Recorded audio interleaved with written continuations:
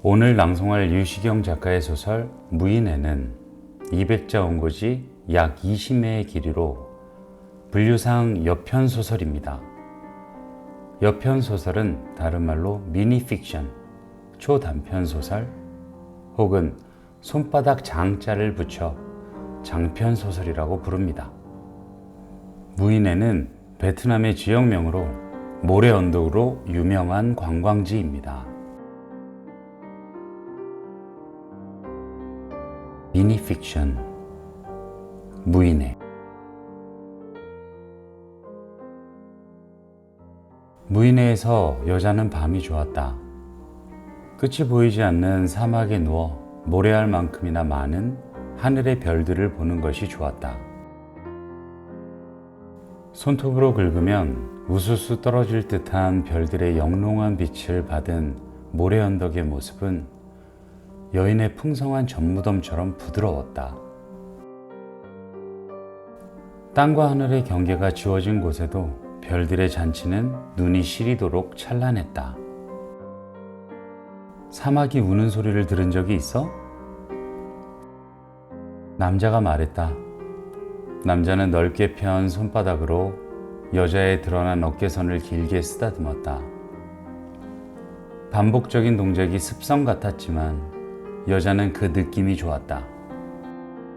자신의 하반신이 닿아 있는 모래밭의 촉감만큼이나 좋았다.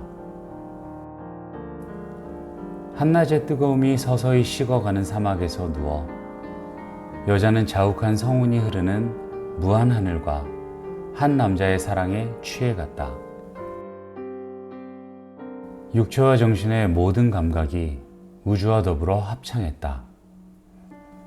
그 완벽한 하모니는 여자의 상체를 허벅지로 받치고 있는 남자도 눈치챌 수 없는 황홀감이었다. 사막이 운다고? 진짜? 짧게 답하고 남자는 다리를 여자의 몸에서 천천히 떼냈다. 자리에서 일어나 그는 다리에 촘촘히 달라붙은 모래알들을 털며 옆에 세워둔 지프차로 다가갔다. 넓은 남자의 등에 자르르 윤기가 흘렀다. 아니, 그것은 물기였다. 남자는 운전대에 아무렇게나 걸쳐진 면 셔츠와 반바지를 입었다. 좌석에는 여자의 하얀 통 원피스가 네이와 함께 흐트러져 있었다.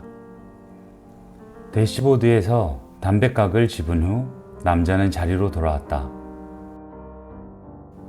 사막도 울지.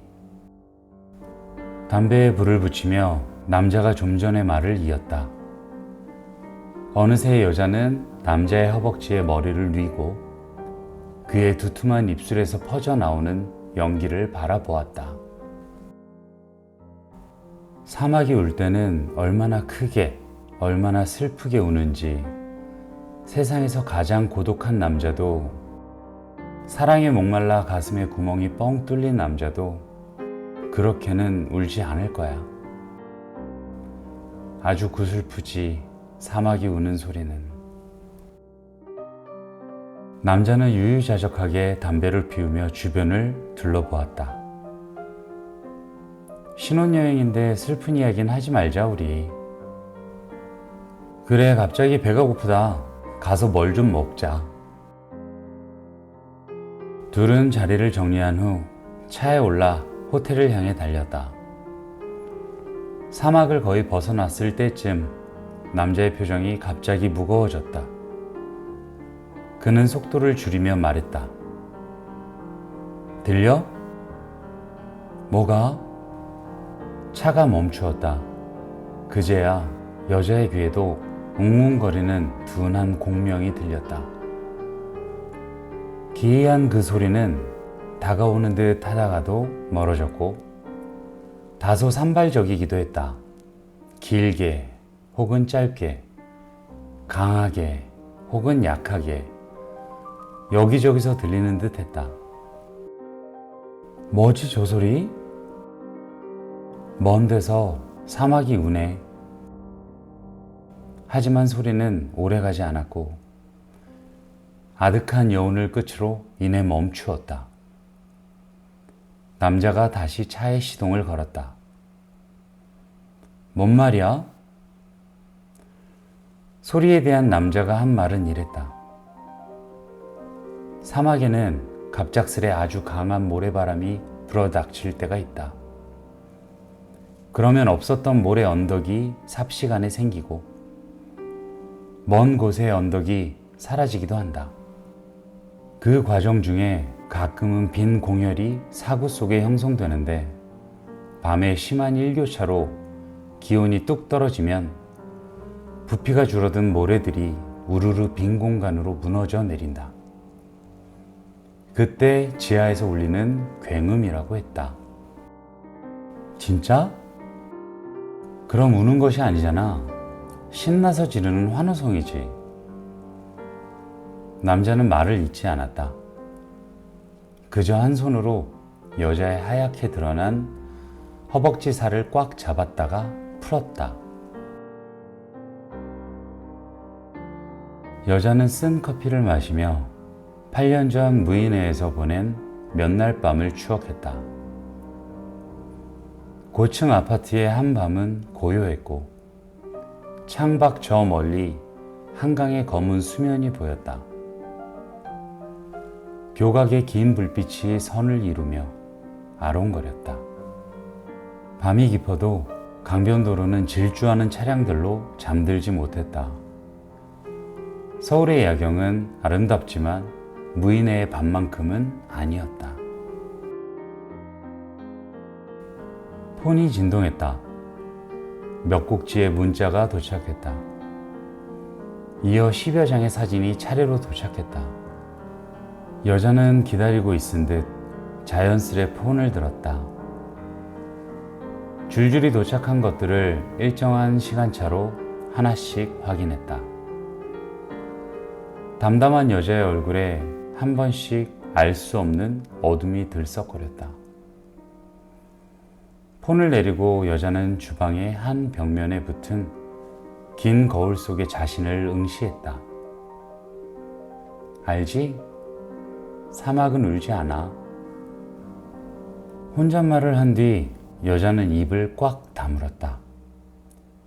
찰나적으로 입꼬리를 올려 억지 미소를 지었으나 이내 표정이 굳어졌다. 그녀는 백지에 몇 줄 글을 썼다.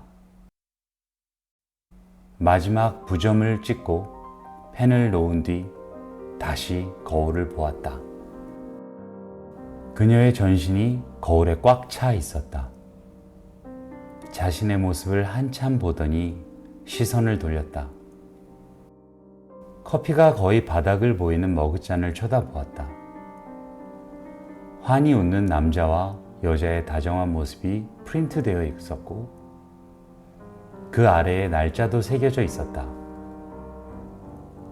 여자는 잔을 들고 몇 초간 만지작거리더니 온 힘을 다해 공을 날린 투수처럼 벼랑간 앞을 향해 세게 던졌다. 힘껏 던져진 잔은 거울에 요란하게 부딪혔고 쨍 하는 단말에 비명을 지르며 거울은 산산조각이 났다. 대부분의 파편이 바닥에 떨어졌으나 큰 조각 몇 개는 거울의 테두리에 위태롭게 끼어 있었다. 여자는 깨진 거울 앞으로 걸어갔다. 파편마다 여자의 몸이 담겨 있었다. 큰 조각에는 크게, 작은 조각 속에는 작게, 손톱만한 파편에도 그녀의 온전한 모습이 손톱만한 크기로 갇혀 있었다. 여자는 파편 속에 크기 다른 자신을 한참 바라보았다. 여자가 리모컨을 들고 버튼 하나를 누르자 거실 스피커에서 전원 들어오는 소음이 났다. 이내 아리아가 흘러나왔다. 별은 빛나건만 이었다. 끝날 때까지 여자는 내내 한 자세를 지켰다. 잠시 쉬었다가 아리아 순결한 여신의 긴 전주가 흘렀다. 여자는 전주가 끝나고 마리아 칼라스의 목소리가 나오려는 순간 리모컨을 꾹 눌러 전원을 껐다. 꿈에서 깬 사람처럼 몸을 움직여 폰을 열었다. K은행 앱을 찾아 어떤 곳으로 거금을 이체했다. 한 줄 문자도 전송했다. 여자는 잠시 뜸을 들였다가 남자의 번호로 좀 전에 받은 10여 장의 사진을 보내기 시작했다. 한 장씩 한 장씩 일정한 시간차를 두고 마지막 사진을 보낸 후 여자는 자리에서 일어났다. 원피스를 벗어내렸다. 무인회에서 입은 후 안방 장롱 속에 간직해온 통 원피스였다. 여자는 옷을 식탁에 올려두고 소리 없이 주방을 나갔다. 차분한 그녀의 태도는 마치 계획에 의해 행해지는 듯했다. 파편 속의 무수한 그녀도 그곳을 벗어났다. 주방에 불이 꺼지자 모든 것은 한꺼번에 암흑에 묻혔다. 폰이 울렸다. 잠깐 멈추는가 했더니 이내 또 울리기 시작했다. 여자는 반응하지 않았다. 그녀는 출입문을 등지고 활짝 열린 발코니를 향해 타박타박 걸었다. 발코니에 이르자 별 없는 밤하늘이 여자를 내려다 보았다. 이동사다리 하나가 난간에 걸쳐져 있었다. 여자는 스스럼 없이 4개의 계단을 올랐고 깜깜한 하늘을 향해 시선을 고정시킨 채 걸음을 옮겼다. 주방 벽에 네모진 거울 테두리에 끼어있던 큰 조각 하나가 스르륵 미끄러지더니 이내 바닥에 떨어졌다. 와장창 하는 소음이 어둠을 흔들었다. 그 후 침묵이 봉분처럼 소요의 장을 덮었다. 남자가 도착했을 때 현관문은 열려 있었다. 현관을 들어서자 발코니에서 불어온 바람이 와락 그를 감쌌다. 남자는 급히 안방으로 달려갔다. 방이 환했지만 무덤 같은 고요가 불길했다. 남자는 허겁지겁 주방으로 갔다. 전등 스위치를 올리자 주변이 환해졌다. 그러나 그를 반긴 것은 난장판으로 흩어진 거울, 파편들 속의 자신이었다. 탁자 위에 폰이 보였다. 폰 아래에 여자가 쓴 메모지가 있었다. 남자는 겁먹은 얼굴로 길지 않은 그녀의 글을 읽어갔다. 지난 8년간 난 당신께 헤아릴 수 없이 많은 기회를 주었어. 쓸데없는 노력이었지. 그리고 당신은 나에게 단 한 번의 기회를 주는군.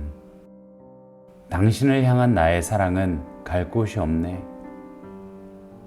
오직 당신만을 향한 나의 사랑은 늘 고귀했어. 그 사랑 지금도 고귀해. 사랑해, 당신. 그리고 한 줄 빈칸 아래에는 이렇게 적혀 있었다. 내가 그리우면 무인회로 와. 별이 뜨는 밤이면 난 늘 거기 있을 거야. 얼어붙은 남자의 뒷모습이 흩어진 파편 속에 온전히 비쳤다. 큰 조각에는 큰 모습의 그가, 작은 조각에는 작은 그가, 손톱만한 날카로운 파편에도 그는 손톱만한 크기로, 그러나 온전한 형상으로 갇혀 있었다.